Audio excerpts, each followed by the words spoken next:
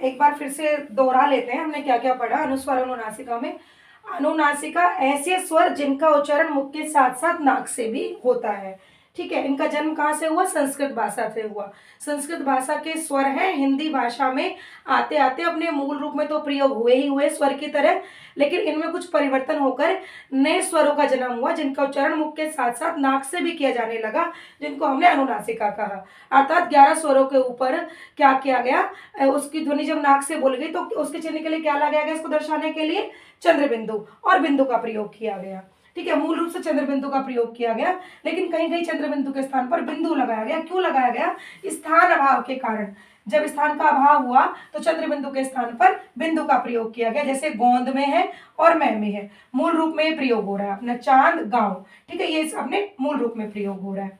ठीक है बेटा, तो ये जो गोंद है यहाँ पर भी अनुनासिका है। क्यों है? स्थान अभाव के कारण है। ठीक है, और कैसी आवाज आएगी? ओ, गो, ओ के साथ ओ, हल्की सी नाक में जाएगी, ओ की आवाज नाक में चली जाएगी। मैं, ए की आवाज में थोड़ी सी नाक में चली जाएगी। लेकिन अनुस्वार क्या होते हैं? जो अयोगवाह अंग है, अंग का प्रयोग ही अनुस्वार के रूप में किया जाता है। जैसे अंक, अंगूर, अंग अंग अंग, बार बार बोलेगा अंग अंग आएगा। ठीक है, और अपने मूल रूप में ये लिखा जाएगा। लेकिन इसी अंग का अनुस्वार का प्रयोग अब व्यंजनों में किस प्रकार से होता है? इसी अनुस्वार का प्रयोग अब अंग मूल रूप में तो होता ही होता है, लेकिन और 4 तरीके से होता है, वो भी हम देख लेते हैं कि जो हमारी व्यंजन है इसको अनुस्वार क्या होता है? ये व्यंजन है। ये अनुस्वार क्या है? व्यंजन है, जैसा कि मैंने अभी आपको बताया विस्तृत रूप से पढ़ाते समय।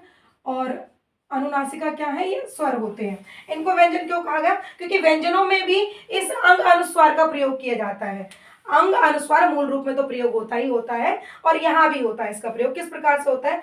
पंचमाक्षर नियम, तो पहला नियम है इसका पंचमाक्षर नियम, कि जब कोई हम शब्द प्रयोग कर रहे हैं, कोई शब्द लिख रहे हैं, उसमें उस शब्द में क्या है कि जो पंचम वर्ण है, जो हमारे 25 स्पर्श व्यंजन है, उन 25 के 25 स्पर्श व्यंजनों के जो वर्ग है, 5 वर्ग हैं, उस वर्ग का जो पंचम वर्ण है, प्रत्येक वर्ग का पंचम वर्ण, उसके बाद यदि उसी वर्ग का कोई अन्य वर्ण आ जाता है तो हम क्या करते हैं? वहां पर हम उस पंचम वर्ण को ना लिखकर अनुस्वार का प्रयोग करते हैं। जैसे गंगा, गंगा में अंगा के बाद ग आ गया, और ग, क का ग, अंगा उसी वर्ग का एक वर्ण है। ठीक है, तो पंचम वर्ण किस रूप में चला जाएगा?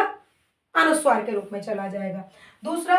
दूसरा कब होता है? अनुस्वार के पश्चात, यदि अनुस्वार आ गया और उसके पश्चात य, र, ल, व, ह, इन 5 में से कोई भी वर्ण आ जा रहा है तो क्या होगा कि वो जो आपका अनुस्वार है, जिस व्यंजन की ध्वनि दे रहा है, ठीक है, जिस व्यंजन की ध्वनि दे रहा है उसी व्यंजन के मूल रूप में प्रयोग होगा। जैसे पुण्य।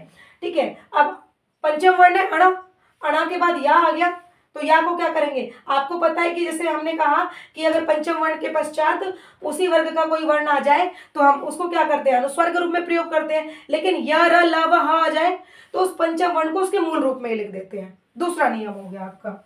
फिर एक नियम और है, ये अंतस्थ व्यंजन और ऊष्म व्यंजन। इन दोनों में से या तो दोनों आपके ऊष्म व्यंजन आ जाए, दोनों अंतस्थ व्यंजन आ जाए, या एक अंतस्थ आ जाए एक ऊष्म आ जाए, कोई भी आ जाए। इन दोनों व्यंजनों के बीच में जब ये मतलब या तो ऊष्म व्यंजन से पूर्व या अंतस्थ व्यंजन से पूर्व, ठीक है, या अंतस्थ व्यंजन के बाद या ऊष्म व्यंजन के बाद। ठीक है, जब इन दोनों के बीच में, अब देखो यहाँ दोनों क्या है, देखो जरा स आ गया। ठीक है, अब सा किस में जाएगा? ऊष्म व्यंजन में जाएगा। यहाँ भी ऊष्म व्यंजन है, यहाँ भी ऊष्म व्यंजन है, तो 2 ऊष्म व्यंजन के बीच में आ गया पंचम वर्ण। क्या आया पंचम वर्ण पर? संसार। किसकी आवाज आ रही है? यहाँ पर न की आ रही है। न पंचम वर्ण है कि नहीं है? लेकिन ये पंचम वर्ण अनुस्वार के रूप में प्रयोग होगा। क्यों होगा? क्योंकि अंतस्थ और ऊष्म व्यंजन के बीच पंचम वर्ण का प्रयोग अनुस्वार के रूप में होता है, मूल रूप में नहीं होता। बेटा मूल रूप में 2 जगह तो वो अनुस्वार के रूप में प्रयोग होता है, 2 जगह मूल रूप में प्रयोग होता है। ठीक है, तो अनुस्वार के रूप में कहाँ कहाँ हुआ? जब पंचम वर्ण के पश्चात उसी वर्ग का वर्ण आ जाए, या पंचम वर्ण से पहले और बाद में अंतस्थ या ऊष्म व्यंजन आ जाए, तो वो किस प्रकार से प्रयोग होगा? अपने मूल रूप में नहीं होगा, वो अनुस्वार के रूप में प्रयोग होगा। ठीक है, जैसे संरचना, यहां भी न की आवाज दे रहा है संरचना, लेकिन सा है और र है। यहां देखो ऊष्म व्यंजन भी है और अंतस्थ व्यंजन भी है। ठीक है, तो वो किस तरह से प्रयोग होगा? अनुस्वार के रूप में होगा। और जब द्वित्व व्यंजन का प्रयोग हो, ठीक है, मतलब पंचम वर्ण है यहाँ भी पंचम पंचम वर्ण है, यहाँ भी पंचम वर्ण है। जैसे सम्मान, दोनों ही पंचम वर्ण है। द्वित व्यंजन, द्वित व्यंजन का मतलब क्या होता है, जब एक ही व्यंजन को दो बार लिखा जाए, तो वहां पर क्या करेंगे, वहां पर वो जो पंचम वर्ण है, जो आपका व्यंजन है, वो अपने मूल रूप में ही प्रयोग होगा। ठीक है बेटा, ये चारों स्थिति समझ लेनी है बड़े अच्छे से।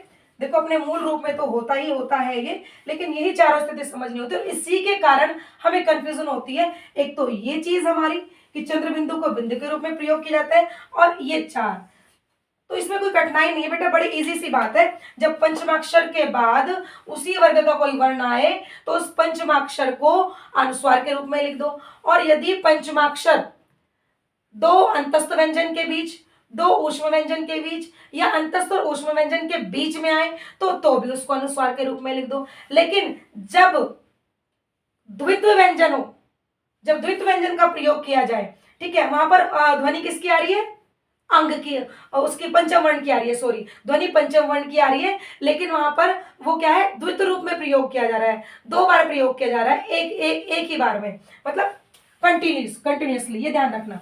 ऐसे नहीं कि एक बार यहां आ गया, एक बार यहां आ गया, कंटिन्यूसली जब वो प्रयोग हो रहा है तब वो अपने मूल रूप में जाएगा, या पंचम वर्ण के बाद य र ल व ह आ जाए तब वो अपने मूल रूप में जाएगा। तो ये हुआ बेटा हमारा अनुस्वार और अनुनासिका।